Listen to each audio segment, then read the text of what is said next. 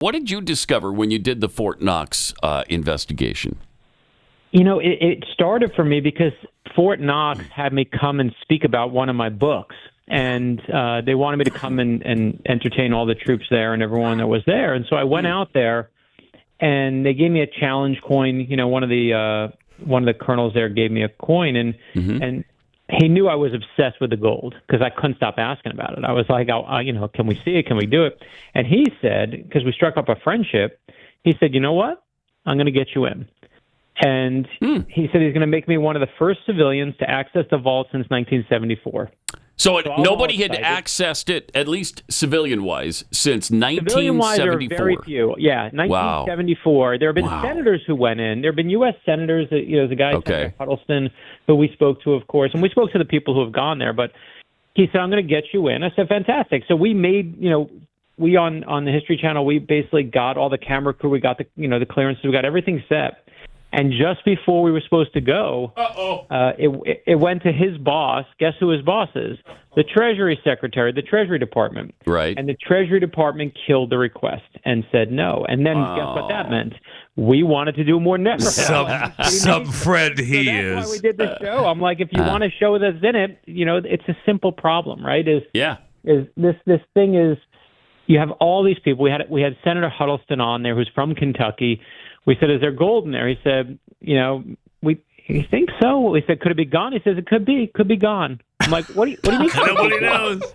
Really? And so then it was. Here's the thing: is just so you know, kind of like Fort Knox is really. It's one of the few things in the government that lives up to the hype of we always show security rooms in Hollywood of with big screens and you can pulling closer on his license plate. We don't have any of that nonsense. Hollywood has that. Right. But Fort Knox and what holds the gold, the vault, is awesome.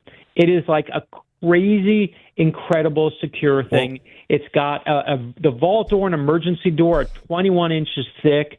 They're made of the latest torch and drill-resistant material. The vault door weighs 20 tons, and the vault casing is 25 inches thick. You're not getting in. The only problem is the government just won't let anyone in. So guess what we're going to do? Why? We're going to ask why, and that's what we're doing right now. Yeah. Now, we also found out, according to your season 2, episode 1 of Decoded, that they hold other merchandise there at Fort Knox. It's not just gold, right? It's drugs. I love, Jeffrey, that you. I love that you call this merchandise, because here's what the merchandise is. Okay? Here's the merchandise.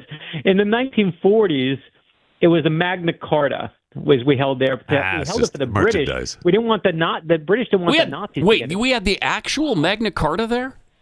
Not only did we have it there, we have it now. David Rubenstein bought it and gave it to the National Archives. I'm on the board at the National Archives. That's how we have it on display. Wow. He bought it eventually. Like the 1213 Magna Carta, the actual one. We have that? We have one of them. Yep. We have one of them. Wow, that is incredible. That's cool. That is and then cool. the other merchandise that Jeff is referring to, it's called the Declaration of Independence. Yeah, there's other stuff too. At Fort Knox. Address. Wait, wow.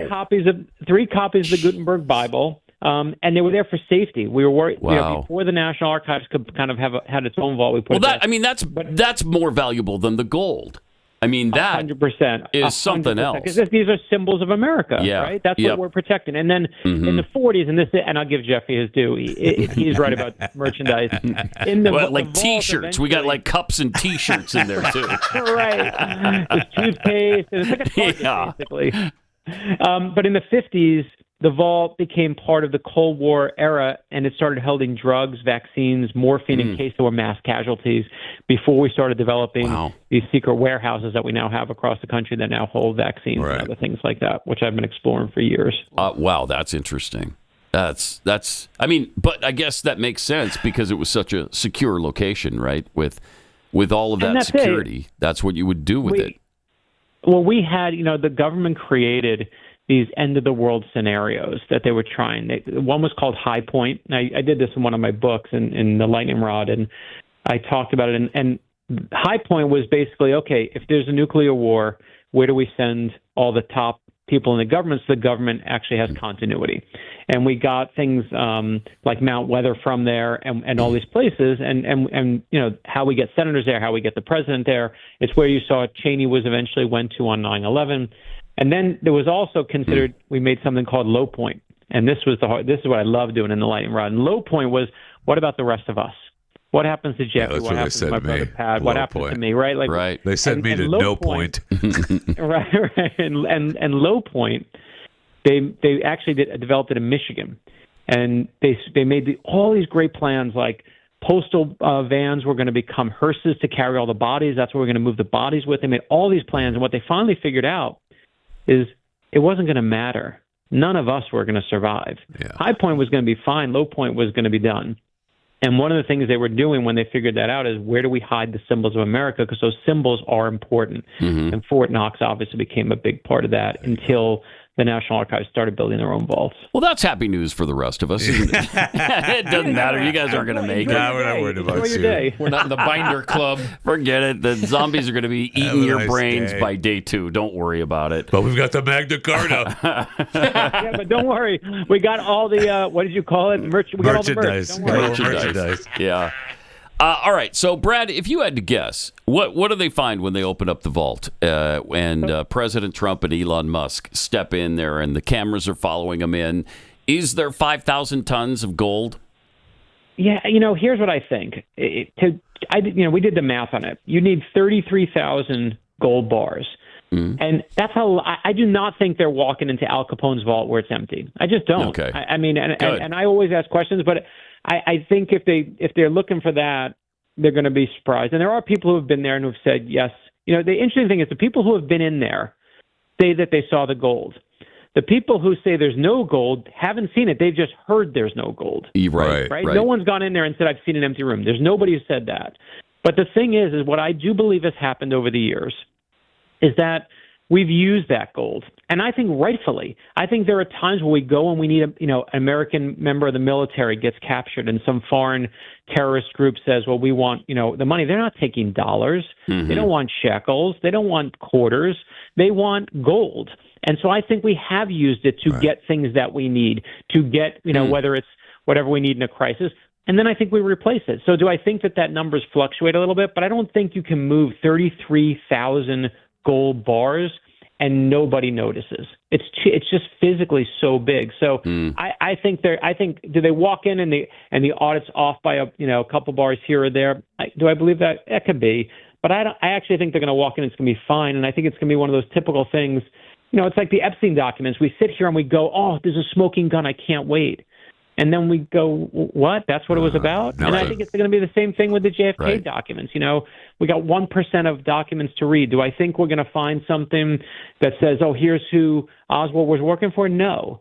I think what we're going to find is we're going to find things like, little bits and pieces of how we got information back then, who our sources were back then, things that the government wanted to cover up. Right. And maybe we'll find that the CIA screwed up and was tracking Oswald, but lost track of him when he went to Russia. And that's a giant screw up, but it doesn't mean there was a smoking gun. So I think the good news is we'll get an answer. Because, man, if we don't have an answer, you and I, the three of us are going to be doing what we always do, which is having this conversation over and over. Right.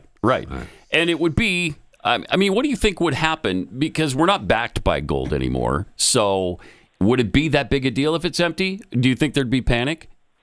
I don't think there's panic. Here's what, obviously we used to be on a gold system, our monetary system. We're now on a system of confidence, right? And I don't want to be dramatic at all. I think what happens, and there's the real disaster, and I'm just going to say this honestly, is we're in a time of great inflation. It's getting worse, right? We just are. Everyone in the grocery store, we all know it. And if you have hyperinflation, then you can have a panic, right? That's when your money literally becomes not worth the paper it's printed on because confidence just goes so low. And so you've seen it in Brazil in 1933, like suntan lotion cost 800,000 cruzos reais, and you have firewood costing 850 billion marks in Germany. And those just thinking about cases. Brazil in 1933. Just thinking about that. You know what they had? They had a lot of merch back then, Jeff. A lot of merch. Expensive merch. So you can have these moments where but is there going to be panic in the streets? No. You know what people are going to be? They're going to be pissed that the government lied. And I'd be Yeah. the government lied, because I'm like, you know what? This is a simple problem with a simple solution. And that's why the guy there and at Fort Knox said to me, "Go ahead, Brad, I'll take you right in." And he knew that he doesn't want this headache any more than anyone else wants it. He's like, let's be done with it. But Treasury keeps shutting everybody down. Right. I wonder is that just because if they let you go in, they'll have to let others everybody in. and pretty soon it'll be right. And basically, if I go in and say I went in, they're going to go like, "Oh, that guy, we don't know him. We want someone in with, they fake that. They did like the problem we are in today is we don't believe anything. That's for sure. Right? We're as a culture. Yeah, that's for the sure. problem that we're in right now. Yeah. If I said to you when the JFK documents come out in a couple weeks, no matter what they say, half of America is going to go, "See, I told you so," and the other half is going to go, "See, I told you so." And whatever side you believe, we're not believing anything. We're going to say that's a cover-up. We're going to say, "See, now put it to bed." And whatever side you're on, you're going to believe. And that's the problem. I hope that I hope when Musk and Trump go in, the one thing I really hope is they bring a camera. Because if they come out and say, "We saw it, it's there," then people are going to go like, "Why are we taking your word for it?" Because then we're just right back in the same pickle. That's for sure.